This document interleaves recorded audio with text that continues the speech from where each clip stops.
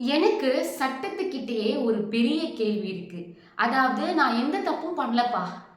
இதுவரைக்கும் என் பேர்ல எந்த ஒரு கேஸஸோ இல்ல எஃப்ஐஆரோ பதிக்கப்படல. நான் தவிர்க்கவே முடியாத, இந்த சொசைட்டி ஏத்துக்கவே முடியாத ஒரு தப்ப நான் பண்ணிடுறேன். ஆனா, இதுவரைக்கும் நான் தான் எந்த தப்பும் பண்ணது இல்லையே. அப்ப எதுக்கு கோர்ட் எனக்கு தண்டனை குடுக்குது? அப்படின்ற ஒரு வாதத்த முன்வைக்கும்போது, அது சரியா இருக்குமா? தவறா இருக்குமா? நான் ஏன் இந்த கேள்விய கேட்கிறேன் அப்படின்றது உங்களுக்கு கண்டிப்பா இந்த வீடியோ முழுசா பார்த்த பிறகு புரியும். ஏன்னா, குற்ற பின்னணி இல்லாத ஒருத்தர் குற்றம் பண்ணும்போது, அவருக்கு பின்னணியே இல்ல அப்படின்னு சொல்லிட்டு, நெறைய குற்றங்கள்ல இருக்க குற்றவாளிய விடுதலை பண்ணியிருக்கு நீதிமன்றம். இது எந்த அளவுக்கு ஏத்துக்கக்கூடியது, எந்த அளவுக்கு விவாதங்களுக்கு உட்படுத்தக்கூடிய ஒரு டாபிக் அப்படிங்கிறது நான் சமீப காலமா நெறைய கேஸஸ பார்க்கும்போதோ, அத பத்தி ரிசர்ச் பண்ணும்போதோ, நான் பார்த்த ஒரு விஷயம் என்னன்னா, குற்றவாளிக்கு சப்போர்ட்டா இந்த லா இருக்கும் அப்படிங்கிற மாரி எனக்கு ஒரு பாயிண்ட்ல தோணுச்சு. எங்க அப்படின்னா, இதுவரைக்கும் குற்றமே பண்ணாத ஒருத்தர் குற்றம் பண்ணும்போது, அவர் முதல் தடவ பண்ணியிருக்காரு. அவருக்கு இதுக்கு முன்னாடி குற்ற பின்னணி இல்ல. அதனால இவர தண்டனைய குறைக்கலாம், இல்ல விடுவிக்கலாம் அப்படின்ற மாரி நெறைய வாதங்கள் வருது. இதுவரைக்கும் குற்றமே பண்ணாத ஒருத்தன் குற்றம் பண்ணா என்ன? அவன் எந்த அளவுக்கு அந்த குற்றத்த வெளிக்கொண்டோ, இல்ல எந்த அளவுக்கு அந்த குற்றம் இருக்கு அப்படின்றத பொறுத்து தண்டனை தாராளமா கொடுக்கலாமே. ஏன் நீதிமன்றம் இத இப்படி வச்சிருக்காங்க அப்படின்றது தான் ஒரு பெரிய கொஸ்டின் மார்க்கா இருக்கு. ஸோ நான் இத பத்தி தப்பா கூட பேசலாம். ஸோ இங்க ஏதாச்சும் என் வீடியோவ ஏதாவது ஒரு லாயரோ ஏதோ யாராச்சும் பார்க்குறீங்க அப்படின்னா, uh kindly correct me if I was and mistake. நான் தப்பா புரிஞ்சுட்டு நான் பேசுறேன் அப்படின்னா, என்ன தயவு செஞ்சு திருத்துறதுக்கு நீங்க கமெண்ட் செக்ஷன்லயோ இல்ல இன்ஸ்டாகிராம் சாட்லயோ நீங்க இதுதான் ரீசன், இதனால தான் இப்படி பண்ணியிருக்காங்க அப்படின்றத தாராளமா கருத்துக்கள தெரிவிக்கலாம். Match start! ஹாய், ஹலோ, வணக்கம் and welcome back to our channel மக்களே. நான் உங்கள் கண்மணி தான் பேசிட்டு இருக்கேன். இந்த ஒரு வீடியோ பதிவில் இன்னைக்கு நம்ம பார்க்க போகிற ஒரு விஷயம் என்ன அப்படின்னு பார்த்தீங்கன்னா, நான் முன்னாடி பேசும்போதே இவ எதுக்கு தேவையில்லாமல் இந்த ஒரு விஷயத்த பேசிட்டு இருக்கா அப்படின்றது எல்லாருக்குமே தோணும். நான் இது வரைக்கும் நிறைய பாலியல் வன்கொடுமை கேஸாக இருக்கட்டும், இல்லை கற்பழிப்பு கேஸாக இருக்கட்டும், அந்த கேஸோட முக்கியமான தீர்ப்புகள் எல்லாம் நீதிமன்றமோ இல்லை நீதிபதியோ கொடுத்த ஒரு தீர்ப்பில் இருந்த ஒரு வார்த்தை என்ன அப்படின்னா, இதுவரைக்கும் இந்த குற்றவாளி எந்தோட குற்ற பின்னணியும் இல்லாத ஒருத்தர், அதனால இவருக்கு நான் பெயில் தரேன், அதனால நான் தண்டனையை குறைக்கிறேன், அதனால இவரை விடுவிக்கிறேன் அப்படிங்கறத யூஸ் பண்ணியிருக்காங்க. எனக்கு என்ன பட்டுதோ, இவனுக்கு குற்ற பின்னணி இருந்தா என்ன இல்லைன்னா என்ன, இப்போ இவன் குற்றம் பண்ணியிருக்கான், அந்த குற்றத்துக்கு ஏத தண்டனையை ஏன் கொடுக்க கூடாது அப்படின்றது தான் என்னோட பெர்ஸ்பெக்டிவா இருந்துச்சு. ஸோ இந்த வீடியோ பார்த்ததுக்கு அப்புறம் உங்களோட பெர்ஸ்பெக்டிவ் எப்படி இருக்கு அப்படிங்கிறத கமெண்ட் செக்ஷன்ல நீங்களும் ஷேர் பண்ணலாம். அண்ட் இன்னைக்கு நம்ம எதை பத்தி பார்க்க போறோம் அப்படின்னு பார்த்தீங்கன்னா, அலகாபாத்ல 2024 செப்டம்பர் 23 அன்னைக்கு ஒரு கேஸ் பதிவாயிருக்கு. அது என்ன கேஸ் அப்படின்னா ஒரு மாஸ்டர்ஸ் படிக்கக்கூடிய ஒரு பொண்ணு. அந்த பொண்ணு ஒரு பார்ல நள்ளிரவு 2 நாளா குடிச்சிட்டு இருக்கா. குடிச்சு முடிச்சுட்டு அங்க இருந்த சந்தீப், அந்த பையன் பேர் எனக்கு மென்ஷன் பண்ணல, நான் கீழே உங்களுக்கு தெளிவா மென்ஷன் பண்றேன். அந்த பையன் பாத்தீங்க அப்படின்னா அமிட்டி யூனிவர்சிட்டியில அவனும் எம்ஏ படிச்சுட்டு இருக்கான். ஸோ இந்த பையனும் 2 பேருமே அந்த பார்ல இருந்திருக்காங்க. இந்த பொண்ணு குடிச்சு முடிச்சுட்டு ஒரு 2 மணி போல அங்க இருந்து கிளம்புறாங்க. கிளம்பினவங்க நேரா அவங்க வீட்டுக்கு போல. இந்த பையன் கூப்பிட்ட உடனே இந்த பையன் வீட்டுக்கு தான் போறதா பிளான் பண்ணி அந்த பொண்ணு போயிருக்கா. ஆனா இவன் அவன் வீட்டுக்கு கூட்டிட்டு போகாம அவங்க குர்கான்ல இருக்க அவன் சொந்தக்காரங்க வீட்டுக்கு கூட்டிட்டு போயிட்டு 2 நாளா 2 முறை அவளை ரேப் பண்ணியிருக்கான். இந்த ஒரு கேஸா செப்டம்பர் 23, 2024 அலகாபாத்ல ஒரு கேஸா பதிவாயிருக்கு. இதை ஹைகோர்ட் எடுத்து விசாரிக்கவும் ஆரம்பிக்கிறாங்க. அந்த கேஸோட ஒரு தீர்ப்பு தான் ஏப்ரல் 10, 2025 இவனுக்கு பெயில் கொடுக்கப்பட்டது. இந்த பெயில் தான் அவன் ஹைகோர்ட்ல அப்ளை பண்றான், குற்றம் சாட்டப்பட்டவன் அப்ளை பண்றான், பெயிலும் அவனுக்கு கிடைக்குது. அதுல நீதிமன்றத்துல இருக்க நீதிபதிகள் பேசின ஒரு விஷயம் என்ன அப்படின்றது தான் நான் ஹைலைட் பண்ணி இங்க பேச விரும்புறேன். என்னதான் இருந்தாலும் அந்த பொண்ணு மேல ஒரு பாயிண்ட்ல தப்பு இருக்கு அப்படின்னாலுமே, தப்பு இல்லை பெண் மேல அப்படின்னு சொல்லவே முடியாது.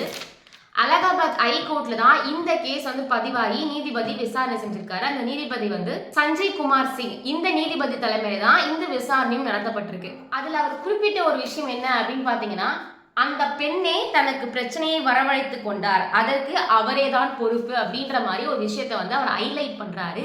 அது முற்றிலும் உண்மையான விஷயம் தான். அந்த பொண்ணு குடிச்சிருக்கா, அவளே தான் சுயநினைவோட பாருக்கும் போயிருக்கா.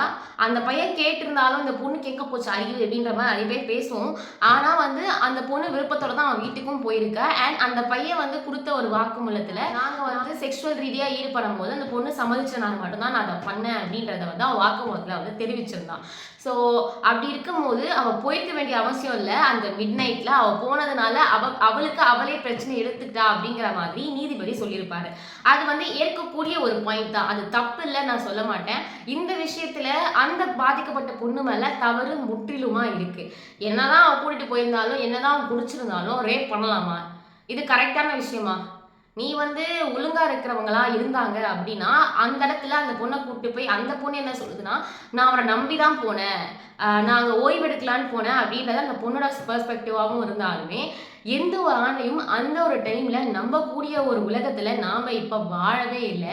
அந்த ஒரு விதத்துல அதை தவறு அப்படின்னு நம்ம விவாதம் பண்ணாலுமே இது பேசும் பொருளா நீதிபதி சொன்னது இருந்தாலுமே இந்த பொண்ணுக்கு மெடிக்கல் ரிப்போர்ட்டும் செஞ்சிருக்காங்க. மெடிக்கலா அந்த பொண்ணை வந்து சோதனை பண்ணியிருக்காங்க. ஸோ அந்த மெடிக்கல் ரிப்போர்ட்லையும் பார்த்தீங்க அப்படின்னா அந்த பெண்ணோட கன்னித்திரை வந்து கிழிஞ்சு போயிருக்கு அப்படின்றதுனால அந்த பொண்ணை உறுதியாக வந்து ரேப் பண்ணியிருக்காங்க அப்படின்னு சொல்ல முடியல அப்படின்னு மருத்துவர் சொல்லியிருக்காரு. எனக்கு என்ன அங்கே ஒரு பாயிண்ட் தான், ரேப் பண்ணதுனால தானே அது கிழிஞ்சு போயிருக்கோம் அப்படிங்கிற மாதிரி நான் ஒரு விஷயம் அங்கே யோசிக்கவும் விரும்புகிறேன். அக்யூஸ் அவரோட வாக்குமூலத்துல அந்த பொண்ணோட விருப்பத்தோட தான் அந்த பொண்ணை நான் தொடவே செஞ்சேன் அப்படின்ற மாதிரி குற்றம் சாட்டப்பட்டவர் வந்து வாக்குமூலம் கொடுத்திருக்காரு. இதுக்கு அவர் ஹைகோர்ட்ல பெயில் அப்ளை பண்றாரு. ஸோ ஹைகோர்ட்ல பெயில் அப்ளை பண்ணும்போது முதல்ல அந்த ஜாமீனை வந்து ஹைகோர்ட் நீதிபதிகள் வந்து ஏற்கல. ஆனா அந்த பொண்ணோட வாக்குமூலமோ இவன் சொன்னதெல்லாம் வச்சு பார்க்கும்போது அந்த பொண்ணு தான் தானா வந்து ஒரு பிரச்சனைக்குரிய இடத்துக்கு வந்து போயிருக்கா அப்படின்ற அந்த பெண் வந்து பார்ல இருந்தது காரணமாகவும் அந்த பொண்ணு அவன் கூப்பிட்டோடனே போனது காரணமாகவும் இந்த தப்புக்கெல்லாம் ஒரு வகையில அவளே காரணம் அப்படின்றத விவாதிக்கும் போது அந்த விவாதத்தை வந்து அவர் எதிர்க்கவே இல்லை. அந்த பொண்ணு குடிச்சா, அந்த பொண்ணு பாருக்கு போனா, அந்த பொண்ணு தான் அவன் வீட்டுக்கு போனா, இதெல்லாம் ரைட்டு, இட்ஸ் ஓன். அந்த பொண்ணு குடிச்சது அவ ஓன் விஷயப்பா. அவ குடிச்சா குடிக்கலன்னு அப்பாற்பட்ட விஷயம். அந்த பையன் கூப்பிட்டோனே போனது இஸ் வெரி ராங். ஆனா கூப்பிட்டோனே போனதுனால அந்த பொண்ணு ஒரு தப்பான பொண்ணா தான் இருப்பா அப்படின்னு பார்த்த அந்த கண்ணோட்டம் வந்து ரொம்பவே தவறான கண்ணோட்டம். இது வரைக்கும் அவன் குற்ற பின்னணியே இல்லைன்னு சொல்லும் போது இது வரைக்கும் அவன் எத்தனையோ தடவை பாருக்கு போயிருப்பான், எத்தனையோ பேரை பார்த்துருப்பான். இந்த பொண்ணு கூப்பிட்டோடனே வந்துருச்சு அதனால நம்ம வந்து ரேப் பண்ணலாம் அப்படின்றது வந்து எந்த விதத்துல ஒரு நியாயம்? கூப்பிட்டோடனே வந்தா அவன் அந்த மாதிரி தான் பொண்ணா அப்படின்னு நினைக்கிறது மிகவும் மிக மிக மிக ஒரு தவறான சிந்தனையா வந்து எனக்கு பெர்ஸ்பெக்டிவ் பட்டுச்சு. ஸோ நீதிபதிகள் பெயில் பண்ணும் போது அந்த இடத்துல ஹைலைட் பண்ணி பேசின விஷயம் என்னன்னா, இதுக்கு முன்னாடி எந்த குற்ற பின்னணியும் இல்லை, அதனால அவனுக்கு ஜாமீன் வழங்கலாம் அப்படின்றது தான் அவர் சொன்ன ஒரு தீர்ப்பாவே இருந்தது. அந்த தீர்ப்பை நீதிபதி கொடுத்ததுனால மதிக்கிறேன், வழங்குகிறேன். ஆனா எனக்கு அது ஒரு பெரிய டவுட் என்னன்னா, நான் ஸ்டார்டிங்லேயே இந்த வீடியோ ஸ்டார்டிங்லேயே சொன்ன ஒரு விஷயம் மாதிரி அவனுக்கு குற்ற பின்னணி இல்லைதான், ஆமாதான், அதை வந்து யாராலையும் மறுக்க முடியாது. ஆனா இப்போ அவன் குற்றம் பண்ணியிருக்கான். என்னதான் இருந்தாலும் ரேப் பண்ணது தான், அதை வந்து மறைக்க முடியாது, மாற்ற முடியாது. அப்போ அவன் அந்த குற்ற பின்னணி பண்ணியிருக்கான். அப்போ அந்த பொண்ணு செத்துருந்தா அப்போ இதே பதில் தான் வந்திருக்குமா அப்படின்ற ஒரு பாயிண்ட் இருக்கு. ரேப் பண்ணது தான், தப்பு தான். ஸோ அவனுக்கு அதுக்கு ஏற்ற மாதிரி தண்டனை ஏன் கொடுக்கல? இந்த பாயிண்ட்டை ஒவ்வொரு கேஸ்லேயும் வந்து நீதிபதிகள் ஹைலைட் பண்ணுறதுக்கான காரணம் என்ன அப்படின்றது தான் எனக்கு ஒரு மெயின் பாயிண்ட்டாக பட்டுச்சு. இன்னொன்று, இதுக்கு முன்னாடி ஒரு கேஸ்லேயுமே ஒரு 1.5 வயசு குழந்தைய வந்து ஒருத்தர் ரேப் பண்ணியிருப்பான். அவனுக்கு வந்து முதல்ல தண்டனை கொடுத்தது வேற, அவனுக்கு குற்ற பின்னணி இல்லை அப்படின்றதுனால தண்டனையை குறைச்சாங்க. அதே மாதிரி 1980s ஒரு கேஸ் இருக்கு. அது வந்து டெல்லியில் நடந்த கேஸு. அது அந்த பொண்ணை 60 துண்டா வெட்டி தந்தூரி மாதிரி சமைச்சிருக்கான். ஃபர்ஸ்ட் அவனுக்கு கோர்ட் வந்து தூக்கு தண்டனை கொடுத்தது. அதுக்கப்புறம் அவனுக்கு குற்ற பின்னணி இல்லை அப்படின்ற ஒரு காரணத்துக்காக அவனுக்கு வந்து ஆயுள் தண்டனை கொடுத்து அப்புறம் அது 10 வருஷமா மாற்றி அவனை வந்து விடுவிச்சிருச்சு. அவன் பண்ணது எவ்வளோ ஒரு கொடூரமான விஷயமா இருந்தாலும் அவனுக்கு குற்ற பின்னணி இல்லைன்ற ஒரு காரணத்துக்காக எப்படி இந்த குற்றம் எப்படி மறுக்கப்படும், எப்படி அந்த தண்டனை வந்து குறைக்கப்படும் அப்படின்றதான் எனக்கு மெயினாக பெரிய ஒரு மிஸ்டேக்காக தெரியுது. ஸோ உங்களுக்கும் இந்த வீடியோ முடிஞ்சிருச்சு. உங்களுக்கும் இந்த ஒரு தண்டனையில் இந்த நீதிபதி இல்லை, இதுக்கு முன்னாடி கேஸ்களையும் நீதிபதிகள் குறிப்பிட்ட இந்த பாயிண்ட் வந்து எந்த அளவுக்கு கரெக்டான விஷயமா இருக்கும் நீங்கள் பண்ணுறீங்க? அண்ட் ஏதாவது லாயர்ஸ் நீங்கள் இந்த வீடியோவை முழுசாக பார்த்துருந்தீங்க அப்படின்னா நான் பேச ஏதாச்சும் தப்பு இருக்கு, இல்லை வந்து இதனால தான் இப்படி பண்ணாங்க அப்படின்ற மாதிரி இருந்ததுன்னா தயவு செய்து நீங்கள் கீழே கமெண்ட் செக்ஷனில் போடலாம். ஆர்எல்ஸ் என்னோட இன்ஸ்டாகிராம், ஃபேஸ்புக், எக்ஸ் போன்ற தளங்கள்லையும் நீங்க என்ன வந்து தொடர்பு கொண்டு பேசலாம். ஸோ இந்த வீடியோ உங்களுக்கு கண்டிப்பா ஒரு இன்ஃபர்மேஷனா குடுத்துருக்கும் அப்படின்னு நெனைக்கிறேன். ஸோ இந்த வீடியோ உங்களுக்கு புடிச்சிருந்துச்சு அப்படின்னா, மறக்காம லைக் பண்ணுங்க, ஷேர் பண்ணுங்க, சப்ஸ்கிரைப் பண்ணுங்க. அதுவரைக்கும் உங்களிடமிருந்து விடைபெறுவது உங்கள் கண்மணி. பாய்.